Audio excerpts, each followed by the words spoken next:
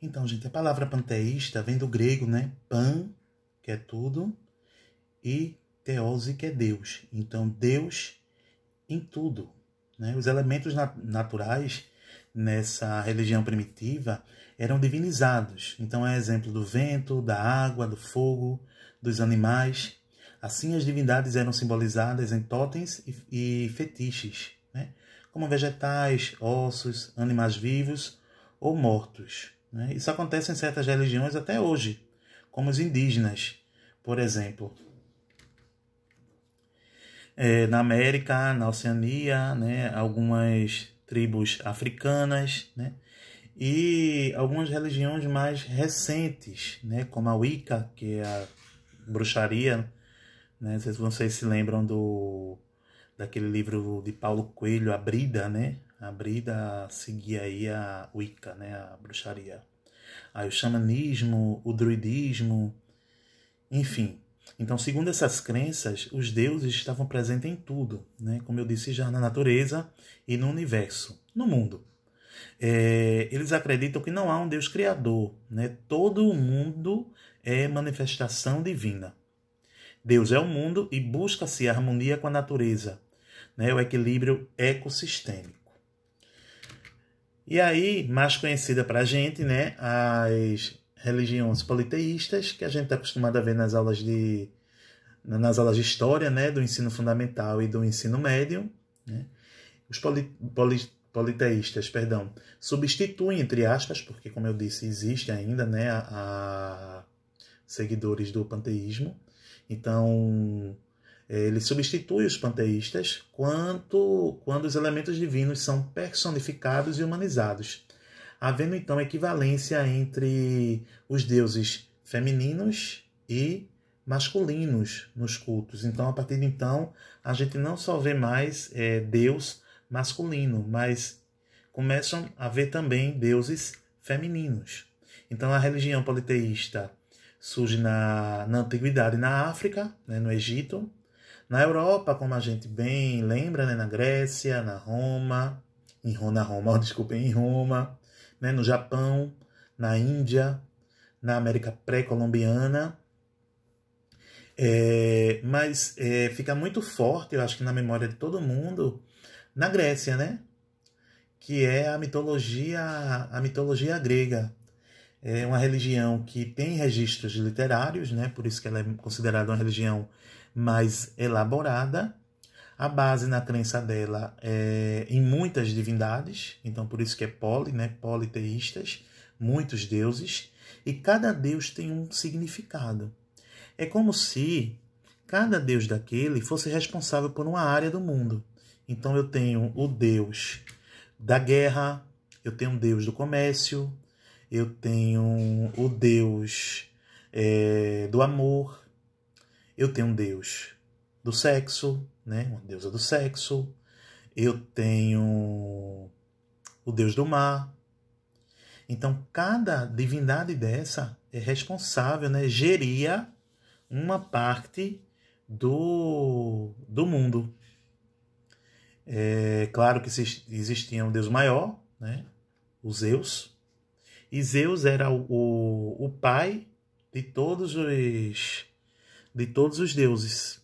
Então, esses deuses que vocês estão vendo aí são todos filhos de Zeus. E aí a gente vem para as religiões monoteístas, né? Que surgem no Oriente Médio, né? Ainda na Antiguidade, e duas dessas religiões ainda são professadas até hoje, que é o judaísmo e o cristianismo, né? A maioria da sala, creio eu, se não a sua totalidade, segue o cristianismo, né? A religião que tem Cristo como o representante de Deus na Terra, né? Na verdade, um próprio Deus. Então, essas religiões acreditam em um único ser supremo como criador do mundo e do ser humano, né? Só depois, alguns séculos depois, mas assim também bastante visível hoje na atualidade, é que surge o islamismo.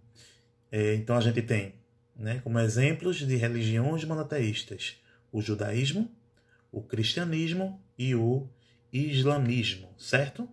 Então, essas religiões são as mais recentes e populares, né? Cerca de 50% da população mundial possui livro sagrado na qual está presente a verdade da revelação divina. Então, no nosso caso, é a Bíblia, não é? Onde se estabelece a divindade soberana e eliminam-se adorações independentes. O nosso Deus, né? É um Deus supremo, é um Deus único, né?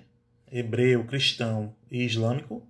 As suas representações são masculinas, mas eles têm elementos femininos, né? Como a bondade, por exemplo. Existem outras representações divinas também, né? Por exemplo, na Igreja Católica, nós temos os santos, os anjos, né? Que também são são figuras, né? Que estão mais próximas de Deus, desse Deus supremo e do Cristo, né? Muito mais próximas do que nós, né? Que somos meros mortais. Então aqui eu mostro para vocês um infográfico das religiões do mundo. De azul eu tenho todos os países que têm na sua totalidade o cristianismo. Isso não quer dizer que todo mundo daí é cristão. Não é isso, né? Mas você percebe, né, que grande parte do mundo segue o cristianismo, né? O Ocidente, praticamente em sua maioria, é cristão, né? Representando 33%. Tá certo? Aí a gente tem o islâmico, o hindu, o budista, o judaísmo. Vocês têm, né? Esse slide já está postado na nossa sala lá no Google Classroom. E aí, gente, por que é importante a gente conhecer um pouquinho, né, sobre as religiões? Porque agora a gente começa a falar o que nos interessa muito, que é a intolerância e os conflitos que surgem a partir da religião. Então, ao longo da história da humanidade, infelizmente, né, a convivência dos seres humanos nem sempre foi pacífica. As diferenças, né, as várias diversidades levam a muita intolerância. E a gente já falou sobre isso na sala, né? Intolerância de gênero, de etnia, né, de raça, de geração, de orientação sexual, de padrão físico-estético e de religião. A intolerância religiosa pode causar espanto e a mim, né, causa muito, porque se a gente vai ver ao longo da história mundial, a gente vai ver muitos e muitos conflitos, guerras violentas, né, no passado e ainda são travadas, em nome de uma determinada crença religiosa ou de outra. Então, eu sei que eu vou fazer essa pergunta mais adiante, mas eu fico me perguntando, sabe, turma, como é que se mata? Como é que se faz guerra em nome de Jesus? Em nome de Deus? Em nome do Cristo? Em nome de Alá? Né? Enfim, em nome de cada Deus. Quando eu lembro dos ensinamentos de Jesus, eu estou falando aqui como cristão, quando Jesus fala que a lei é o amor, como é que a lei é o amor e eu prego a intolerância, eu prego a violência, eu motivo guerras? Então eu acho muito contraditório, sabe? Quando eu começo a falar de intolerância religiosa, como eu começo a falar dessas guerras, né, que surgem a partir dessas concepções religiosas. E aí, se a gente vai a fundo, a gente vai perceber que muitas vezes as motivações por trás dessas guerras não são religiosas. Então vão somar aí razões de ordem econômica, social, política, cultural. Vamos pensar no 11 de setembro, né, nas Torres Gêmeas.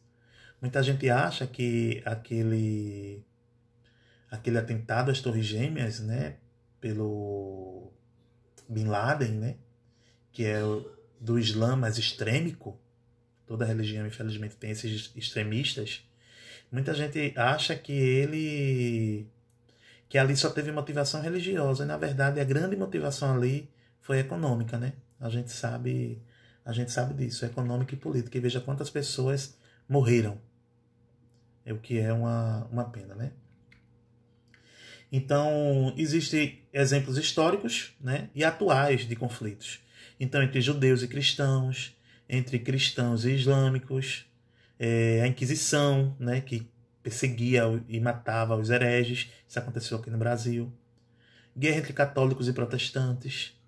Imposição do cristianismo ao catolicismo, sobre os indígenas e os negros, né, os indígenas que tinham a religião deles, os negros que tinham a religião, e os jesuítas vêm e impõem esse catolicismo. A gente falou isso na última aula, né, sobre esse etnocídio, principalmente com os indígenas.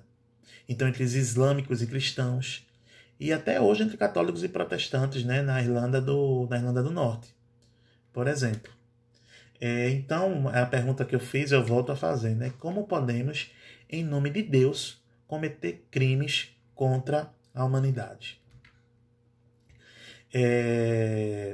Nesse próximo slide, eu chamo a atenção para que a intolerância religiosa, né, também se expressa em pequenos conflitos. Então, quando você vai desqualificar uma pessoa por conta dos pensamentos religiosos, né, você está cometendo intolerância religiosa. Quando você destrói templos, símbolos de religiões, você está cometendo intolerância religiosa. Né? Quando você coloca a sua crença acima da dos outros, né? Qualifica a sua crença melhor do que a do outro, né? Você diz que a crença do outro é uma seita, por exemplo. Você está cometendo intolerância religiosa. Lá quando seu irmão no dia de domingo chega, né? Seu irmão lá, testemunho de Jeová, chega na sua porta e você não atende ou não atende direito, você é, sabe, rude, grosso, você está cometendo intolerância religiosa. Então, quando você pratica esses atos, você é igual, não, claro que nas devidas proporções, a qualquer intolerante. Será que Deus, o seu Deus, o Deus que você acredita, quer isso? Será que os dogmas da tua igreja aceitam esse tipo de comportamento?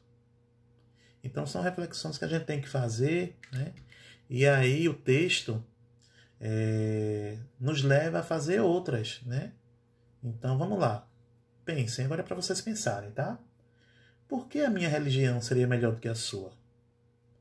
Se através da religião as pessoas realizam uma busca espiritual em uma harmonia interior, como podem elas, em nome de Deus, discriminar outras pessoas, ofendê-las, agredi-las e até matá-las? Com que autoridade elas procedem dessa maneira? Acaso Deus ou os deuses deram poderes a certas pessoas como únicas donas da verdade? Eu tenho uma colega que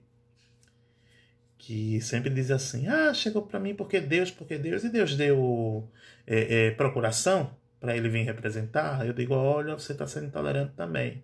Mas eu entendo o ponto de vista dela. Então a gente fala muita coisa, né, em nome de Deus, que talvez o próprio Deus não concordasse, né?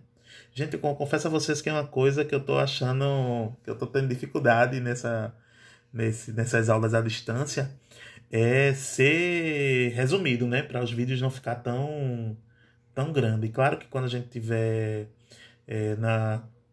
presencialmente, a gente vai rever, a gente vai comentar esses assuntos, né, que a gente está vendo agora, mas eu sinto falta, viu, das conversas, das palavras de vocês, desse feedback, né, das minhas histórias que eu conto, que eu fico com cuidado, porque senão o vídeo vai ficar muito grande. Mas essas reflexões, gente, são realmente muito necessárias.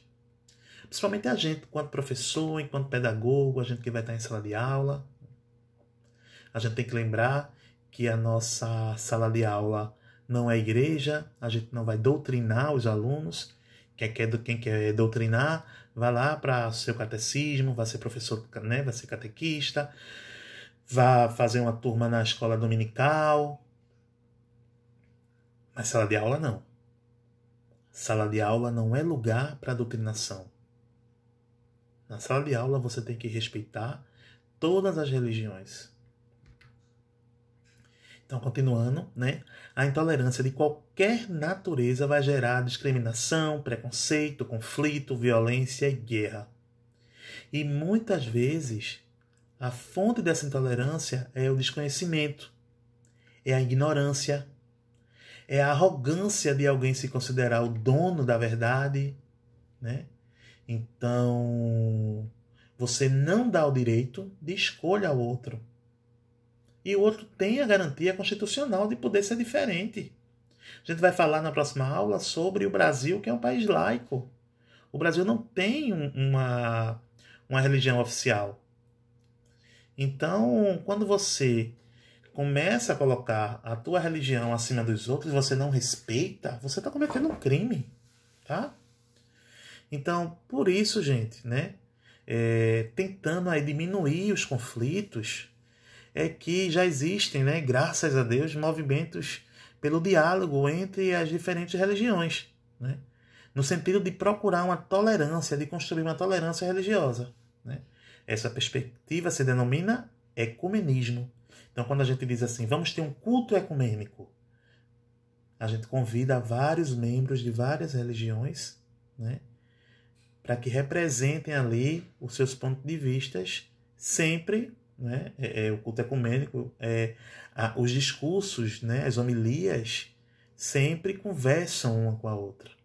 Porque se a gente convida um pastor, um padre, um candomblessista, um espírita, e eles começam lá a trocar farpas, esse encontro é tudo, menos o encontro ecumênico. Então também tem isso, não é só pegar as pessoas e colocar no mesmo espaço, mas essas pessoas terem um diálogo, né, para construir uma tolerância religiosa. E lembrando, né, nós já estamos encerrando a nossa conversa de hoje. Chamar de conversa é ótimo, né? Mas enfim, o nosso encontro, a nossa aula de hoje. Lembrando que intolerância religiosa é crime. E o que a gente quer, né, com essa disciplina, com essa conversa, é que nossos alunos, nós professores, começamos a respeitar a diversidade. Certo? Como eu disse, o texto, né, Diversidade Religiosa, de Rosa Maria Godoy Silveira, está lá na sala do Google Classroom. Nós vamos voltar a falar sobre diversidade religiosa na próxima aula. Na próxima aula também nós vamos começar a conversar, inclusive no grupo, sobre o nosso método de avaliação. Assistiu a aula, corre lá na nossa sala que tem um exercíciozinho para vocês responderem, tá? Só para ninguém ficar enferrujado. E é isso, né? Terminando uma aula de diversidade religiosa, falando em Deus, que Deus nos proteja, né? Que nós possamos passar por essa fase sem muitas percas, né? Seja percas financeiras, mas principalmente de vida. Então, o apelo que eu faço aqui para vocês é fiquem em casa, né? Quem puder ficar em casa, fiquem em casa, né? E rezando por dias melhores. Tá bom, meus amores? Morrendo de saudade de vocês e qualquer dúvida, eu estou 24 horas quase online no nosso grupo do WhatsApp, tá bom? Fiquem com Deus.